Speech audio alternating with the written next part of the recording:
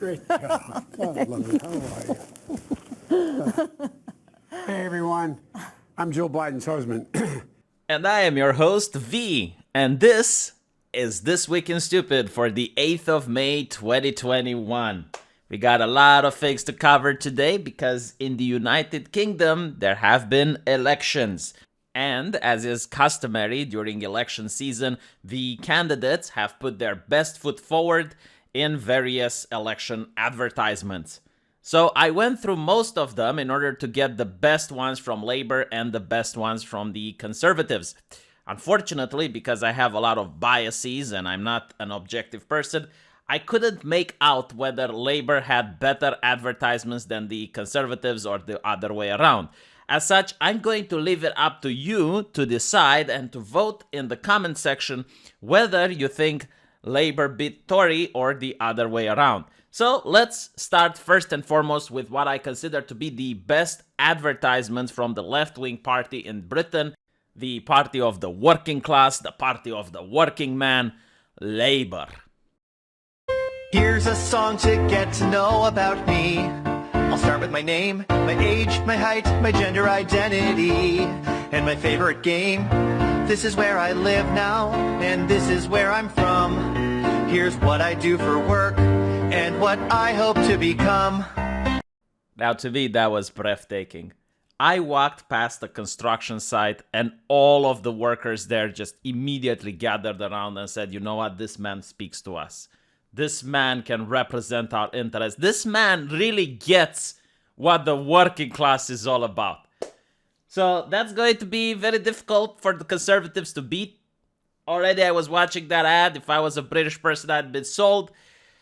But, you know, just for fairness, we have to show what the Conservative best foot forward looks like. We have to show what a good Conservative British ad looks like. Okay, stop. It's not that I don't like the song or anything. It's a very beautiful Conservative British song. Unfortunately, it's also a copyrighted song, which makes it very difficult for this video to go viral. And people on the internet have tried replacing it with a different type of song. Eye of the Tiger is what people went on the internet, but again, that's also copyrighted. And as such, I took the liberty of adding a song from a video game that I really enjoyed. So take into account that the music that you're going to hear from the video is not the music from the initial ad. It's just a loophole that I found in order to be able to show this to you without getting into copyright issues.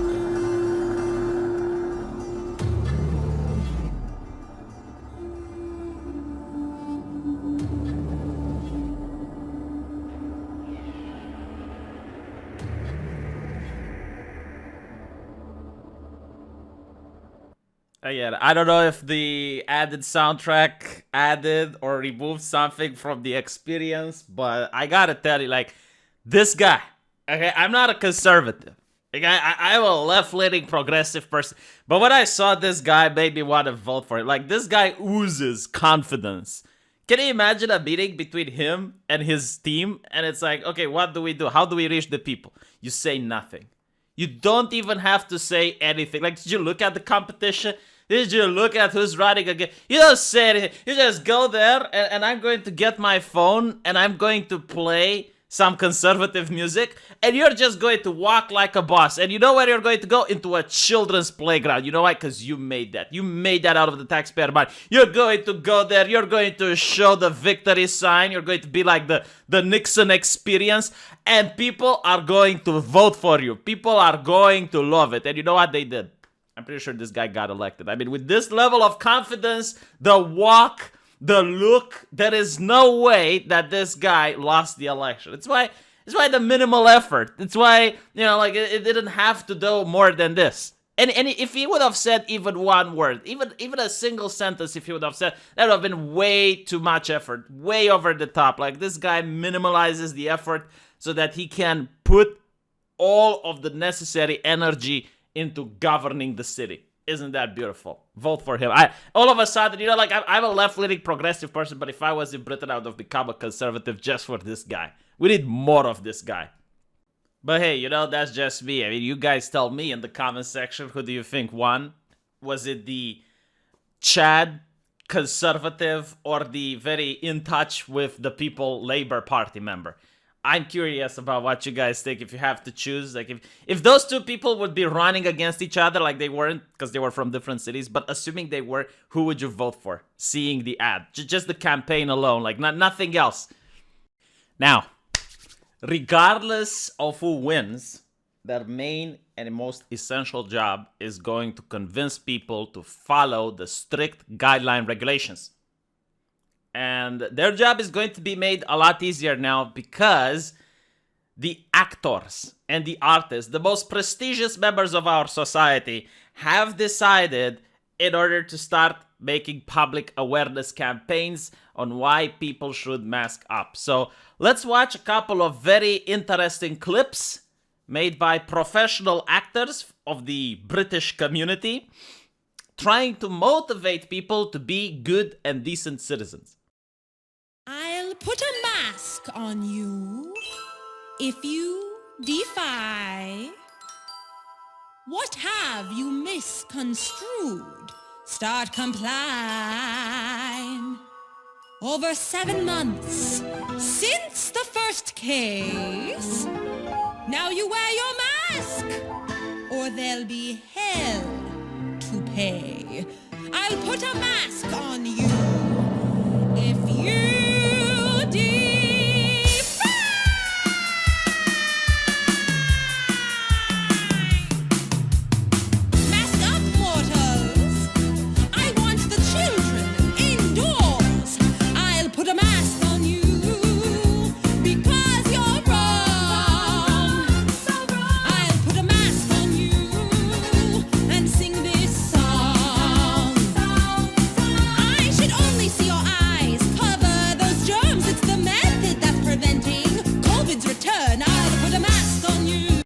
That was very beautiful, awe-inspiring, breathtaking yet again. Oh my god, 2 songs that were breathtaking again. But I am sad to say that there is competition over the pond. In the land of the United States, another singer tries to outdo the Wicked Witch. So, yet again, it's time for a competition. Who do you think is more persuasive? Is it the singing witch, or is it this lovely gentleman? Dr.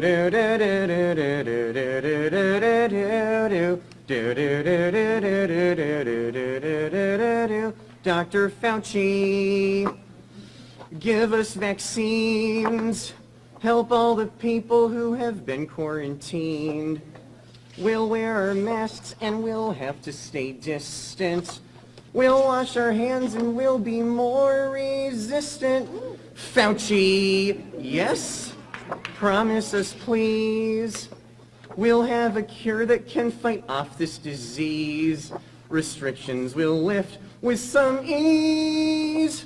Dr. Fauci, don't forget me. I gotta say, I'm with the United States on this one. Like, look, I know it's a little bit lower in the production quality, but hey, this show is also low within production quality, which is why it's like a kinship experience between me and the lovely singing gentleman. But I feel the spirit. Like, I literally feel the human emotion when I heard how he begged Dr. Fauci, the life giver. He begged him. It's like, Dr. Fauci, don't forget me. I beg you. I want to live, Dr. Fauci. I want to live. And this is why I'm like, you know what? The United States, hands down, best experience, best message. But tell me what you think. You know, maybe you guys think differently. Maybe you guys think that the witch should be the victor. And by the way, I also have an honorable mention. S-A-F-E-T-Y.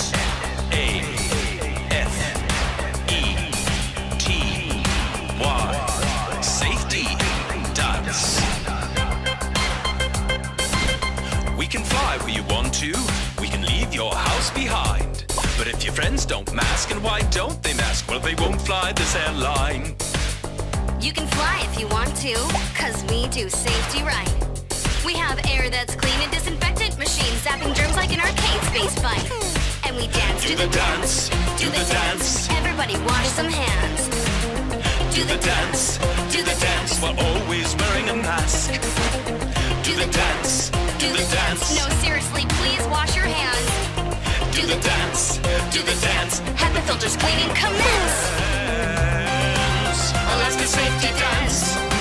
Alaska safety dance. Beautiful. Absolutely beautiful. This convinced me to fly on Alaska Airlines so that I can go into the United States and purchase one of these beautiful real-life action figures. We got Obama, we got Pelosi, we got AOC, we got Kamala.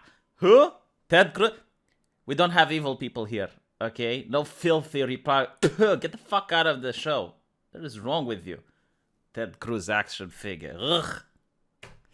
We got Biden! We got Obama! We got Bernie Sanders! Isn't it beautiful? Like, you need to buy one of these for your kid to play with. But like, a lot of people say it's political. No, it's not. I mean, you also have RBG. You also have Dr. Fauci. You can buy Dr. Fauci and play with him today. Just remember, wash your hands. And after you wash your hands, there is something else you need to sanitize. Your speech, bigot. You need to sanitize your speech. Be careful about what you speak. Words have consequences. Words are damaging. They can be hurtful and harmful, which is why we need censorship. You need to get people to shut up, to silence them. How can you allow a human being to say whatever they want? Do you know what happens when you allow a human to speak freely? He can embarrass journalists. Like, for example, in this case, this is what happens without censorship. And the number of internet users in Azerbaijan is more than 80%. Can you imagine the restriction of media in a country where internet is free, there is no censorship, and there are 80% of internet users? We have millions of people on Facebook. How can you say that we don't have free media? This is, again, a biased approach. This is an attempt to create a perception in Western audience about Azerbaijan. We have opposition, we have NGOs, we have free political activity, we have free media, we have freedom of speech. But if you raise this question, can I ask you also one? How do you assess what happened to Mr. Assange? Is it a reflection of free media in your country? We're not here to discuss No, my let's country. discuss. No. Let's discuss. No, President In order Aliyev. to accuse me, saying that Armenians will not have free media here, let's talk about Assange. How many years he spent in Ecuadorian embassy? And for what? And where is he now? For journalistic activity. You kept that person hostage, actually killing him morally and physically. You did it, not us, and now he's in prison. So you have no moral right to talk about free media when you do these things. Returning to the conflict, how Yeah, long... better return to the conflict, because this is not what you like. You like only to accuse, only to attack.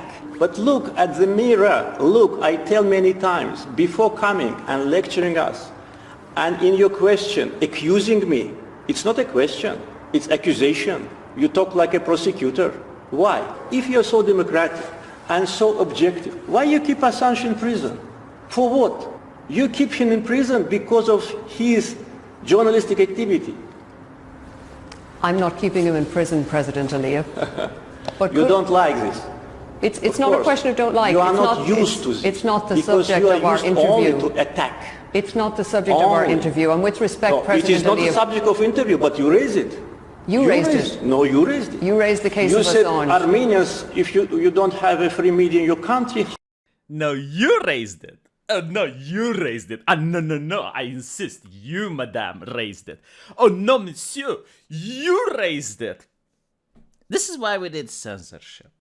Because reporting on just the facts can oftentimes confuse people, and worse, make the authoritative sources look a little bit less credible. So, let me show you why I like censorship. Okay, let's look at the United Kingdom, the nation which criticized Azerbaijan for the lack of public discourse, for removing the human right of allowing people to speak. Let's look at what happens in the UK. What is criminal? Listen to what my colleagues are saying. Listen to what my colleagues are saying. Listen to what my colleagues are saying. I can stand on the step. Listen to what my colleagues are saying to you. There's no law against standing on the step. I'm not obstructing the highway. If people want to pass by, they can pass by. I'm not obstructing. Listen to my colleagues. Mate, I don't mind you filming, but it's okay. Outside, yeah? You do not have to say anything, but it may harm your defence if you do not mention when questions are anything you do say may be given a fine, okay? The reason for this is because we've had multiple reasons say that you Man speaks the word of God. Are you member of the public? Okay.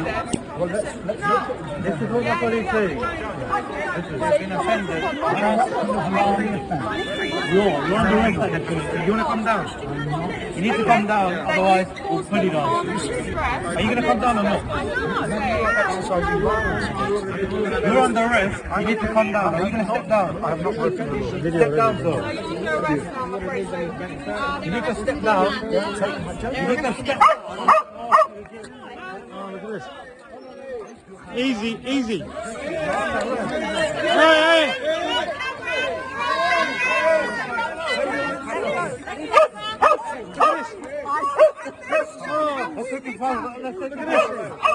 He's an old man, mate. He's an old man.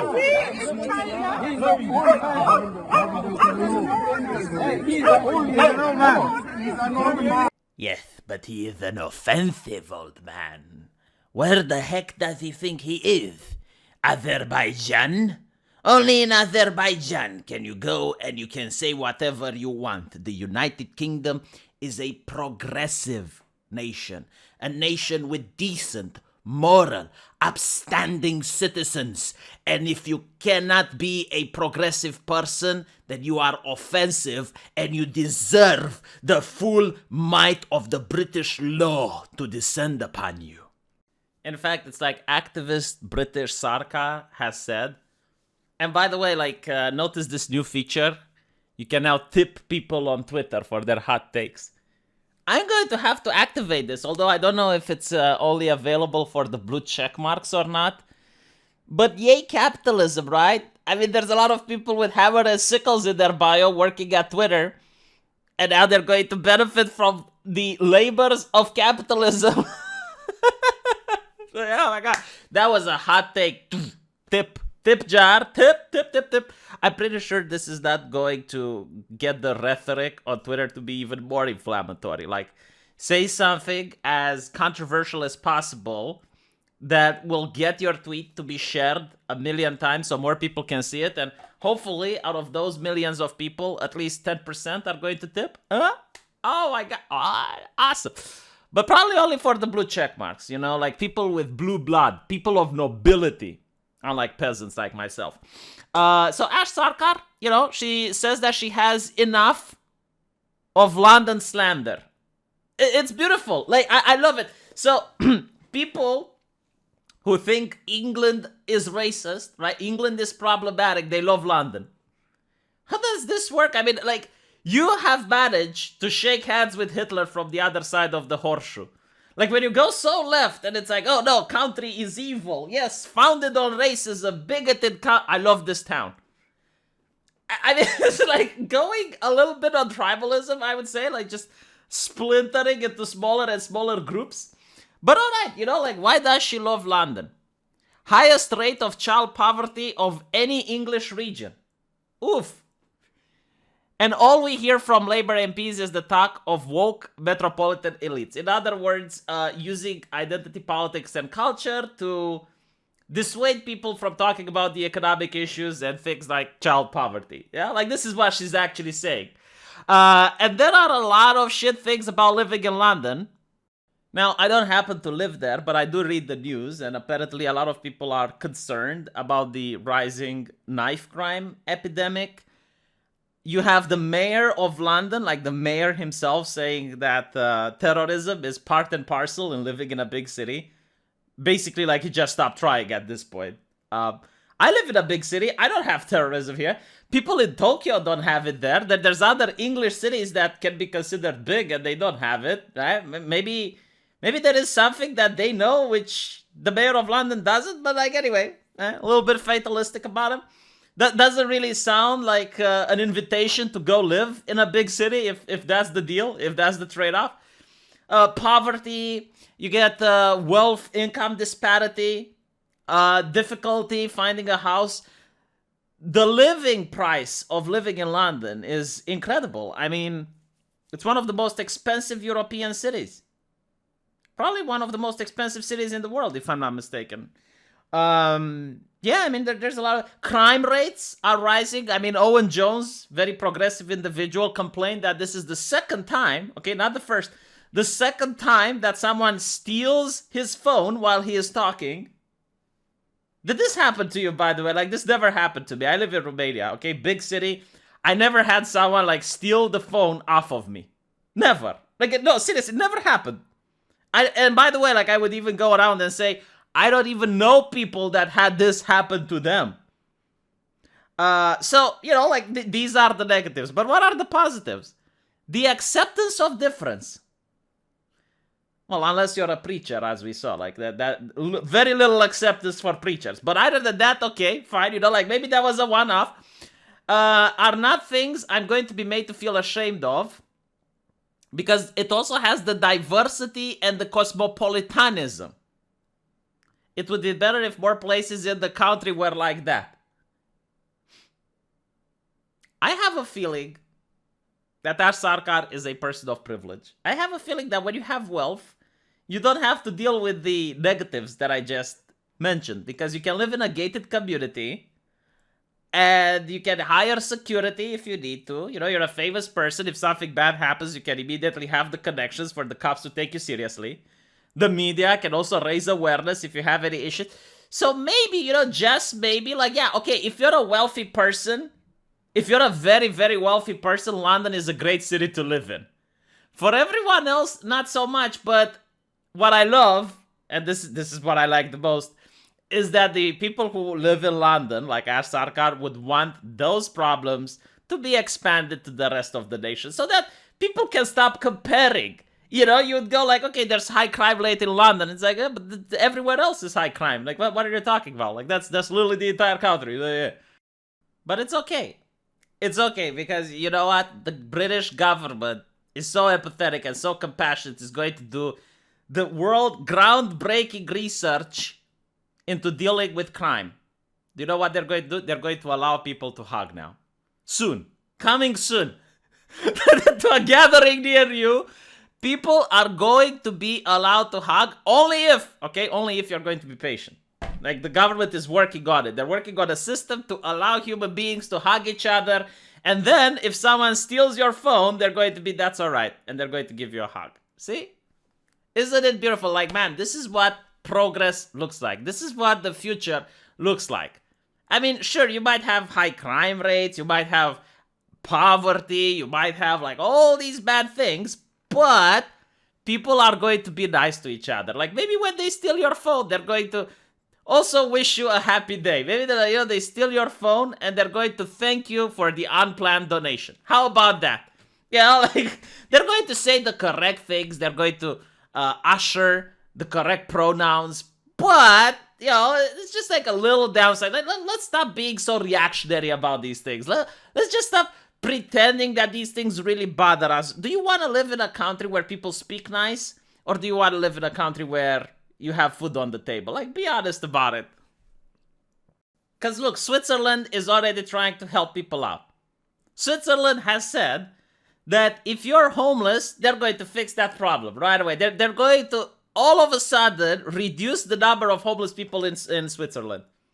If you are from Switzerland and you're homeless, the city offers you a ticket to anywhere you want in Europe, as long as you sign a written contract promising to never return to Switzerland. Isn't that beautiful? Now you can travel to London. I heard it's an excellent place. Like, people will speak nice to you. Alright? Like, people will say the correct things. They will use the correct speech. No one is going to be offensive to you because the cops crack down on offense, as we've seen before. They don't discriminate. Even if it's an elderly person that's offensive by quoting the Bible, the cops crack down on that. So you can now travel to London and it's going to be great. Okay? Like, no one is going to be offensive, but, like, I suppose someone might nick your phone or they might steal your clothes or whatever. But other than that, perfect utopia. I'm actually curious. I'm going to follow this up to see if we can see how many people actually went to London. A very progressive city, right? Unlike Switzerland. Switzerland is horrible. Like, look, far-right city, paying people to stop being homeless. I mean, hey, if it's not in the statistics, it doesn't exist, right? How many homeless do you have in the city? None. All of them got plane tickets. Problem solved. And by the way, did you know that London was always diverse? Scientists found out, experts claim, studies show. During the Henry VIII favorite worship sheds light on diversity in Tudor England. My God, is it possible? Is it possible that scientists have found out about the existence of mercenaries? Mercenaries were diverse. It just blew my mind, Like, you can have colonial England. And they're like going around, colonializing, oppressing people. But you can't say that they weren't diverse. I mean, they had mercenaries. Look how diverse our military is. Brr. I wonder if there was someone during that time complaining that because of all these mercenaries, a soldier wage isn't what it used to be. They are not even paying us soldiers anymore. Like, look, they're paying the mercenaries instead. They took our jobs. Huh? What? Do you think that was a talking point during the Tudor England? During the Henry VIII? That would be interesting. I would like to have a time machine just to see if people were complaining about that. And finally, we're going to finish off with some news from the United States of America. You see, a major event has taken place. An event which filled the media. Elon Musk is coming to Saturday Night Live. And because of that, Saturday Night Live offers its cast members a safe space if they're too triggered to perform with Elon Musk. They're scared. They are frightened. Why? Because a wealthy Taiwanese American man is there. What is he doing? He is going to be speaking. He's going to open his mouth and they will quake in fear. But fortunately, Saturday Night Live has the technology that only multi-million-dollar corporations have to erect a place with a magnificent force field that will provide a safe space for the terrorized members of the cast. They can now seek shelter from Elon Musk's evil vocal cords that can cause harm. They can penetrate like bullets through the soul of an innocent cast member and destroy him from inside. But luckily the company cares about them. They care about their well-being. So while Elon Musk is there dropping truth bombs like boom, boom, boom, boom, they can seek refuge within the shelter and be safe. Look here, you bigot. Speaking historically, okay, like this is from Adam and Eve type of shit. Historically, if a cast member has been that unhappy, they don't have to do it. Okay, so if, for example, Obama comes to Saturday Night Live and a cast member goes like, I am quaking in fear, I am afraid, they can just go like, no, you don't have to do it, right? Pretty sure nothing will happen, huh? Lauren Michaels won't ever make them to do anything they don't want to do. Alright, so if you're a cast member and if you don't want to come to work that day, they won't make you come to work. If you want to take an unlimited paid vacation, they will not say you have to come to work. My God, I want to work with this company. They are so progressive. Holy shit, that like the amount of passion that they have for their employees. How can I get hired? Like I want to submit a job application. And then I'll be like, I just want the paycheck. I don't want to come to work. And if they complain, I say, well, you said like you're not going to force me to do something that I don't want to. The controversial billionaire. I mean, yeah, he is controversial. Did you listen to him on Joe Rogan? Like, the man said that he sold all of his houses in order to live on rent. Because he believes money doesn't bring him happiness anymore. And he just wants to have a quote-unquote normal life. That is controversial as fuck. SpaceX and Tesla magnate is scheduled to appear on Saturday Night Live May the 8th to host the show, and it appears that some actors and writers are less than pleased at the prospect of working with him. Horrible. They would rather work with Jeff Bezos, I assume. Huh? Jeff Bezos is good. He's kind. He's progressive. Elon Musk, not so much. Only CEO I want to do a sketch with is Chere Otori, wrote writer. Oh, they have preferences. Holy crap.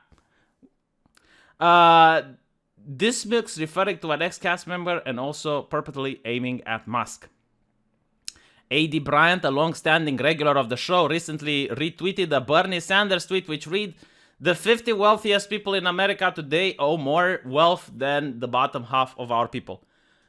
You do realize that these writers for the show are a little bit more wealthy than the average American, just putting it out there. But, you know, it's always like the person that's a little bit more rich than you that bothers you. Isn't that right? I mean, it's like, you know, they might be millionaires, but they're not billionaires. When you're a poor person like me, it's like, curse those millionaires. And when you're a millionaire, it's like, curse those billionaires. And when you're a billionaire, it's like, curse the trillionaires, I guess. Huh? What do you do if you're Jeff Bezos? Richest man, and what do you do then? Huh? Who do you curse? No one, I guess. Maybe royalty, like you don't have royal titles. That's the disadvantage. Anyway, right. That's it for today. Hopefully you got entertained. I made you get a little bit of a chuckle. I made you get a little bit of a smirk. And if that's the case, don't forget to click the like button. It helps me with the algorithm. Subscribe to the channel if you already haven't. And God forbid, if you really want to help me out by contributing to the channel, giving a donation, then there is a link into the description to do that. Right now, you know what I'm going to do right now? I'm going to play Resident Evil 8 because that game takes place in Romania. No, seriously. It even has lei. Allegedly, it takes place in Romania. We'll see. It's on my live stream channel. Click on it, and I'll see you guys there.